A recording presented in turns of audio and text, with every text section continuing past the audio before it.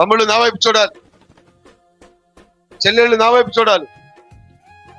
ఏ బిడ్డలైతే దేవుని దూషించి పాపం చేశారో అని ఆ బిడ్డల కోసమే ప్రతి అరుణోదయం లేచి 7 బలిపీఠాలు కట్టి ప్రార్థన చేస్తా ఉంటుంది.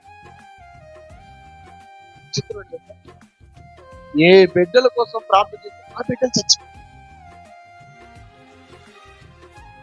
ఈ బిడ్డల కోసం వీళ్ళు పడిపోకూడదు, పాడైపోకూడదు, వాళ్ళే చచ్చిపోయారు. మనం కూడా ఎవరి కోసం ప్రార్థన చేస్తున్నామో వాళ్ళ విషయాల కార్యాలు తొందరగా జరగవో.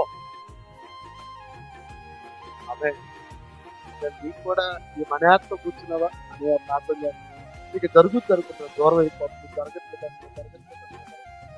ఏ విషయం అయితే నేను ప్రార్థన చేస్తాను, నువ్వు దేనికోసం అయితే ఉపవాసుడు ప్రార్థన చేస్తావు అది జరగదు తొందరగా.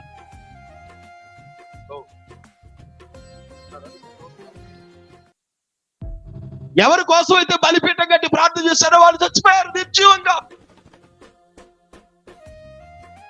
నువ్వు దేనికోసం అయితే 3 రోజులు ఉపవాసం ఉంటావు, భర్తకు తెలియకుండా ఉపవాసం ఉంటున్నావు, బంధువులకు తెలియకుండా, అదే లేట్ అవుతా ఉంటుంది.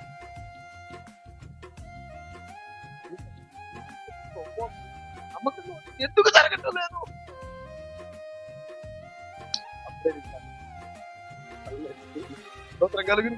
ఎవరి కొరకైతే ప్రార్థన చేశాడు, ఏ 7 కొరకైతే బలిపీఠాలు కట్టి ప్రతిరోజు లేచి, నువ్వు ఏ కొడుకు కోసం అయితే ప్రార్థన చేస్తావో ఆ కొడుకు విషయం లేట్ అవుతుంది, ఏ బిడ్డల కోసం ప్రార్థన చేసావో ఆ బిడ్డల విషయం లేట్ అవుతుంది. అంత మాత్రాన దేవుడు వదిలేశాడని కాదు.